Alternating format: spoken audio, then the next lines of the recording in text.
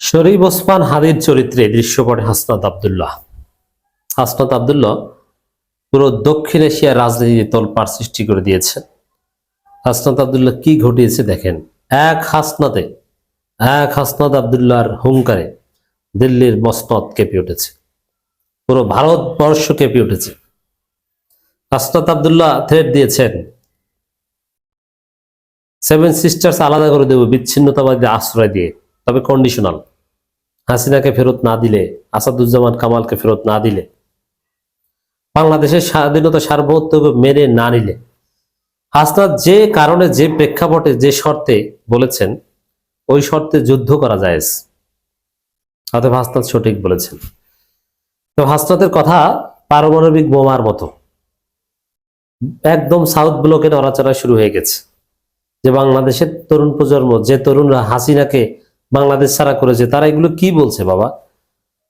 শুধু হাসনাত না, এবি জুবায়ের, মোসাদ্দেক, এক একজনের থ্রেড দেখেছেন। রাশেদ প্রধান, ভারতীয় হাইকমিশন অফিসের ইট খুলে নেব আমরা, নাট বল্টু খুলে নিয়ে ধোলাই খালে বিক্রি করব। এক একজনের থ্রেট, এক একজনের হুমকি পুরো ভারতবর্ষকে নাড়িয়ে দিচ্ছে। কারণ দেখেন, হাসনাত যে কথাটা বলেছে, বাংলাদেশ নিয়ে ষড়যন্ত্র করলে, বাংলাদেশের স্বাধীনতা সার্বভৌমত্ব না মানলে, তাহলে এই সেভেন সিস্টার্স এর বিচ্ছিন্নতাবাদীদের আমরা আশ্রয় দিব, অমুক তমুক। এখন এই টাইপের বর্ডার কমপ্লেক্সিটি ভারতের সাথে পাকিস্তানের আছে, চীনের আছে, নেপালের আছে, ভুটানের আছে, এমনকি আফগানিস্তানের আছে, মিয়ানমারেরও আছে। শ্রীলঙ্কার সাথে নাই, কারণ শ্রীলঙ্কার সাথে এর চাইতে বেশি ঝামেলা আছে। শ্রীলঙ্কা দ্বীপ সমুদ্র আছে, মালদ্বীপ দ্বীপ সমুদ্র আছে, কিন্তু জটিলতা এর চাইতে বেশি আছে। এর মানে হাসনাতের এই থিওরি, এটা শুধু ভারত বাংলাদেশের কমপ্লেক্সিটিকে রিফ্লেক্ট করে না, টোটাল দক্ষিণ এশিয়ার কমপ্লেক্সিটিকে রিফ্লেক্ট করে। কারণ পুরো দক্ষিণ এশিয়ায় ভারতের শত্রু। দক্ষিণ এশিয়া কি, তার দক্ষিণ এশিয়ার বাইরে ইস্ট এশিয়াও ভারতের শত্রু। যেমন চীন, এটা তো ফার ইস্টের মধ্যে পড়ে। ফার ইস্ট, দূরপ্রাচ্য শত্রু। এবং চীন মাঝে মাঝে ভারতকে সাহায্য করে।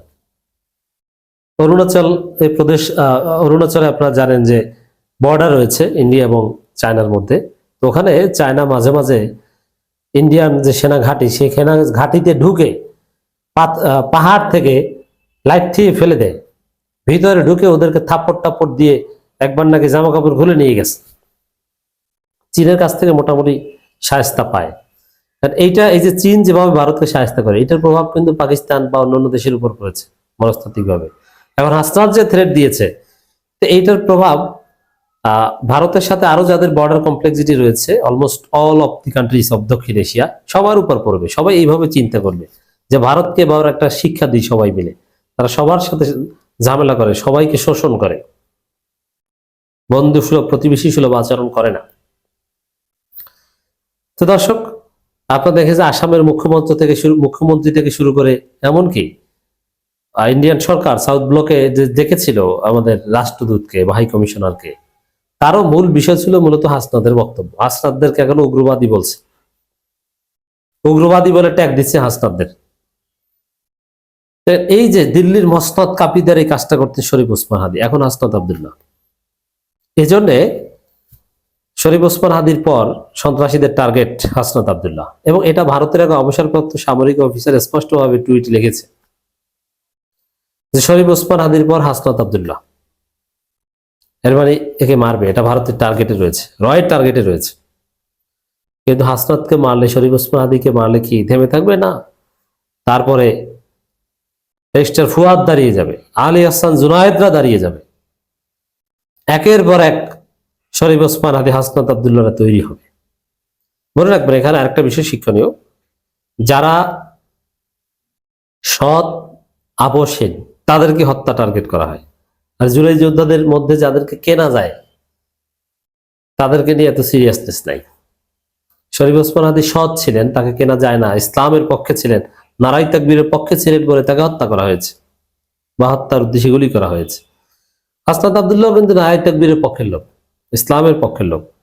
এনসিপির অন্যান্য নেতাদের মতো বাটপার কিংবা ধান্দাবাজ নয়, যার ফলে হাসনাত ইজ সেকেন্ড টার্গেট। এই হাসনাত আব্দুল্লাহকে নিয়ে এখন ভারতের সেনাবাহিনীর সাবেক অফিসাররাও লেখে যে ওসমান আদির পরে টার্গেট হাসনাত আব্দুল্লাহ। আর কেন? আসলে শরীফ ওসমান আদির চরিত্রে তো হাসনাত আব্দুল্লাহ আত্মপ্রকাশ করেছেন। ভারতের আধিপত্যবাদের বিরুদ্ধে সবচেয়ে কঠিন কথা বলতেন, চান্দাবাজের বিরুদ্ধে সবচেয়ে কঠিন কথা বলতেন শরীফ ওসমান আদি। এখন ওই শরীফ ওসমান হাদির মতো কঠিন কথা বলছেন আমাদের হাসনাত আব্দুল্লাহ। হাসনাত আব্দুল্লাহ বলেছেন ভারতের হাই কমিশনারকে লাথি দিয়ে বের করে দেওয়া উচিত ছিল, করা হয়নি। কিন্তু এখন এদিকে আবার সাদিককে আমরা আলটিমেটাম দিয়েছে যে হাসিনা এবং কামালকে ফেরত না দিলে ভারতের সাথে কূটনৈতিক সম্পর্ক ছিন্ন করতে হবে, স্থগিত করতে হবে। এটা সম্ভব? দর্শক, এখন এই যে কথাটা ভারতের হাই কমিশনারকে লাথি দিয়ে বের করে দেওয়া উচিত ছিল, এটা একজন হাসনাত আব্দুল্লাহ বলছেন। এটা মোদির কলিজায় আঘাত হানে। এবি জুবাইর মোসাদ্দেকরা যা বলছেন মোদির কলিজায় আঘাত হানে। আর এটাই হচ্ছে আমাদের রাজনীতি, এটাই হচ্ছে আমাদের মুক্তির পথ। হাসনাত কি করেছেন দেখেছেন? এবং সেভেন সিস্টার্স আলাদা করার যে হুমকি কন্ডিশনাল, ওটা বলে হাসনাত কিন্তু পিছু হটছেন না, ওই জায়গায় ইস্তেকামাত আছেন। এবং সরকারও হাসনাতকে কিছু বলছে না। এর মানে ইউনুস সরকারের অধীনেই কিন্তু ভারতের আধিপত্যবাদের বিরুদ্ধে আমাদের সংগ্রাম, আমাদের লড়াই জমে উঠছে, চলছে। ইউনুস সরকারের সমর্থন আছে। আমরা চাই ইউনুসের অধীনেই নির্বাচন পর্যন্ত অ্যাটলিস্ট ভারতের সাথে কূটনৈতিক সম্পর্ক ছিন্ন করেন। অনেক উপকার আসবে, নতুন ভাবে শুরু করা যাবে। এটা একটা প্রেসিডেন্স হয়ে থাকবে যে ভারতের সাথে কূটনৈতিক সম্পর্ক ছিন্ন করা হয়েছিল। জাতীয় নাগরিক পার্টি দক্ষিণাঞ্চলের মুখ্য সংগঠক কুমিল্লা 4 দেবিদ্বার আসনের দলটির মনোনীত প্রার্থী হাসনাত আব্দুল্লাহ বলেছেন আমাদের হাইকমিশনকে নাকি ভারত ডেকে ধমক দিয়েছে। কেন আমরা এই কথা বলেছি? ভারতীয় হাইকমিশনারকে ওই খুনি হাসিনাকে আশ্রয় দেওয়ার জন্য শুধু ধমক না, লাথি দিয়ে বের করে দেওয়া উচিত ছিল। এখন খুনি হাসিনাকে আশ্রয় তো এখনো দিয়েছে এবং খুনি হাসিনা এখনো খুনের কথা বলছে ভারতে বসে।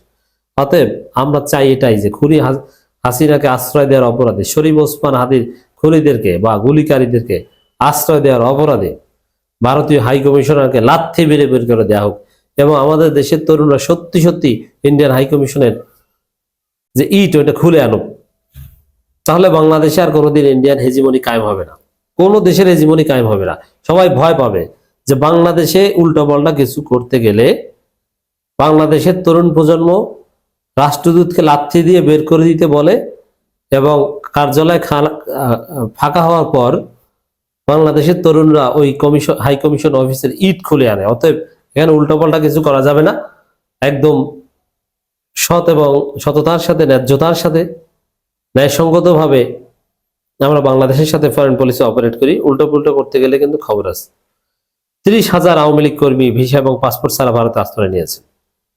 এর মানে ভারত বাংলাদেশের গণহত্যাকারীদের আশ্রয় দেওয়ার জন্য ভারতের নিজেদের আইনকে নিজেরা অবজ্ঞা করছে, যেখানে ভিসা পাসপোর্ট ছাড়া ইনক্লুড করলে ভারতের পক্ষ থেকে তাকে জেল দেওয়া হয় প্রথমে, কিন্তু জেল তো দূরের কথা, তাদের রাজকীয় জীবন দেওয়া হয়েছে। অতএব এই জন্য ভারতকে শায়েস্তা করা ছাড়া আমাদের সামনে আর কোনো উপায় নেই।